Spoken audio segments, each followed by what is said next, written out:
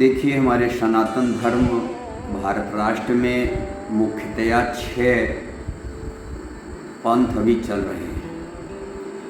3 प्राचीन काल से बहुत पहले से चला आ रहा है, शैव पथ, शाक्त और वैष्णव।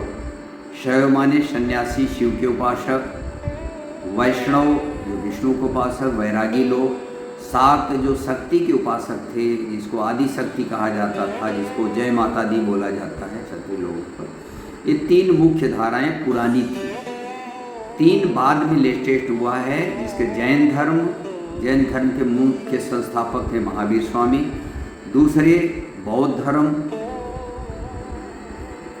क्योंकि महावीर स्वामी जैन धर्म जो चला है, इनके पहले कोई जैन धर्म नहीं था, बुद्ध के पहले कोई बौद्ध धर्म नहीं था। तीसरे थे नानक साहब सिख धर्म। ये 6 मुख्य रूप से हमारे यहाँ की स्रोत निकले हुए हैं।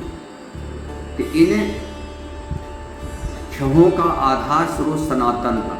सनातन था परमात्मा भगवान, और भगवान परमात्मा का ही अंश हम लोग हैं, जिसको आत्मा कहते हैं। और आत्मा के लिए जहाँ श्रम होता है उसको आश्रम कहा गया था। आश्रम में जब हम कुछ करते हैं, तन से, मन से, धन से सेवा करते हैं, साधना करते हैं, चाहे वो इंजीनियर होगा, चाहे जज होगा, चाहे गरीब होगा, कोई जैसे विद्यार्थी चाहे अमीर का होगा, चाहे गरीब का, लेकिन सबको विद्यालय में अब जाना पड़ता है, स्कूल में जाना पड़ता है। तो पहले आश्रम को गुरुकुल कहा गया था।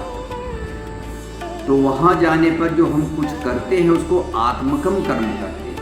इसके पहले हम शारीरिक कर्म करते हैं, लेकिन जब आत्मा ही परमात्मा का अंश है और आत्मा सत्य है, सत्य के गुरु को सदगुरु कहते हैं। तो आत्मा के लिए जहाँ श्रम होता है, आश्रम होता है। आत्मा के लिए जब कुछ करोगे आप, तो उसको आत्मकम कर्म कहा गया है।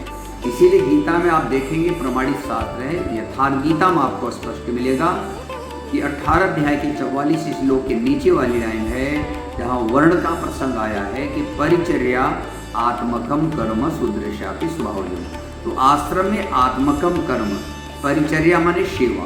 किसकी सेवा? आत्मा की सेवा। आत्मा क्या है? शरीर से परे इंद्रिया, इंद्रियों से परे मन, मन से परे बुद्धि, बुद्धि से परे आपकी आत्मा। हमारा शरीर, हमारा परिवार, हमारा घर, हमारा ये हमारा नहीं, हम कौन है ये नहीं पता है। हमारे आँख में पावर वाला चश्मा लगता है, लेकिन हम कौन है नहीं पता। हमारा ये दर्द, हमारा वो दर्द कर रहा है, लेकिन हम कौन है नहीं पता। वही है आपका निज स्वरूप। इसी को जानना पड़ता है, मैं कौन हूँ।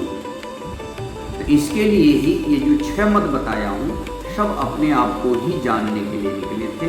और यह कभी लड़ाइयाँ होती थी, शैव बड़ा की, शाक्त बड़ा की, वैष्णव बना। वैसे आज भी एक प्रतिस्पर्धा है, जानते भी नहीं है और मानते भी नहीं है, तो सब अपने अपने में व्यस्त हैं। इसीलिए मैं निवेदन करना चाहूँगा कि प्रमाणित शास्त्र 5000 वर्ष पहले की महर्षि व्यास की श्रीमद् भगवद गीता, जिसकी भाष्य यथार्थ गीता, सभी जितने भी हमारे धर्मानुरागी भाई बहन हैं और जो भी सनातन धर्म के शुभेच्छुक हैं, शुभचिंतक हैं, उसे निवेदन है कि सब लोग मिलकर के एक शास्त्र को पहले चयन करें, फिर उस शास्त्र का नाम सबको सामने रखें। उस शास्त्र का सिद्धांत क्या है, उसमें से ही हम प्रश्न उत्तर करें, तभी समझ में आएगा। और ये जो 6 मत बताया हूँ, ये सभी एक परमात्मा से ही संबंधित हैं। ओम।